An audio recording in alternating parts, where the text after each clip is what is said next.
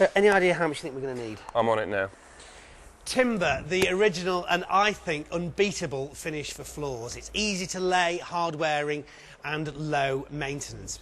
So now I'm going to teach you how to lay a real wood floor. It's a simple process if you know the basics and follow a few tips, which I'm going to teach you. And don't forget, if you miss anything in this video, you can always rewind it or download one of the good ideas leaflets from the Wickes website. Now, helping me as ever is my good friend and builder, Dave. Now, Dave, there seems to be a heck of a lot of choice here. There is a lot of choice here. What we're going to be laying is a solid wooden floor, which is one of these. Whether it's tongued and grooved, fits together really easily, very easy floor. But there are two other sorts. This one here is a veneered floor, thin veneer over the top of an MDF core. Okay. Well, there's this one here, which is an engineering board, which is a much thicker veneer over a ply board, keep it straight and stable. They're all good. They have different wear characteristics, but the solid wood one we've got here is the hardest wearing one. That one's pretty good. That one's not quite so hard wearing. But this is what we're laying, bamboo floor. Any difference in how hard it is to lay any of these different boards? No, they're all really easy. You just need a decent felt underlay for it, which we're going to go to later. But no, they're very, very simple. With a few tools, not a problem. And some good tips. And some good tips. Okay.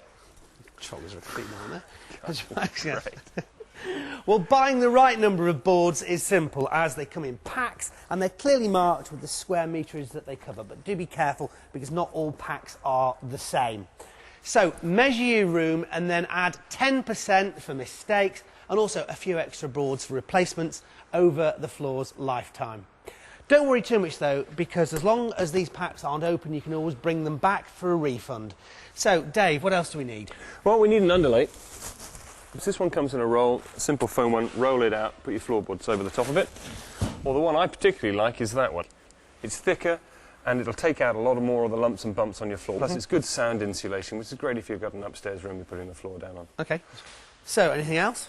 Yeah, now, not everybody likes to do it, but I like to glue my boards down together so that I've got a nice solid floor. Particularly useful when you've got any wet areas, like in a kitchen or something like that. That's really good. Going to be using some of that.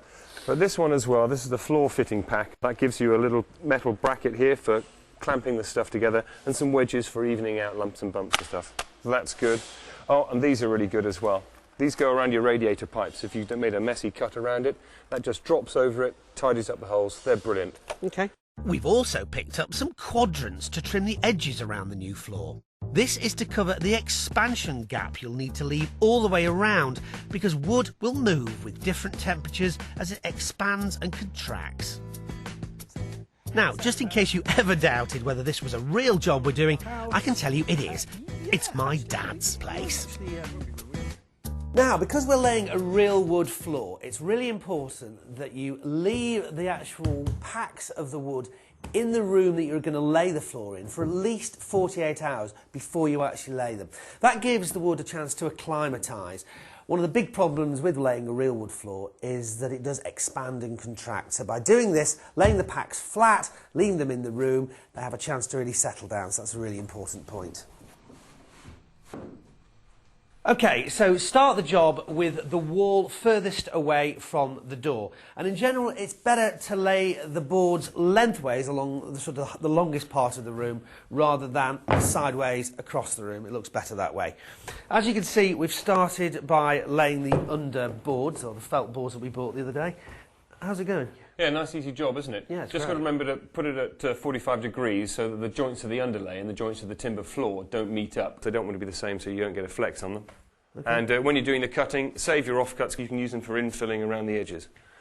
Okay, great. Well, I guess, are we at a point where we can start laying, or do we do the rest of the room? No, only do half of it, because you're going to end up tripping over the bits and pieces and dinging and denting it. So just do half the room with the felt and then go and start laying your floorboards. And now you can take a well-deserved break. Don't forget you can get lots more details and top tips in the Good Ideas leaflet on this site if you're viewing via the web. We'll see you in our second film in the series for the actual finishing.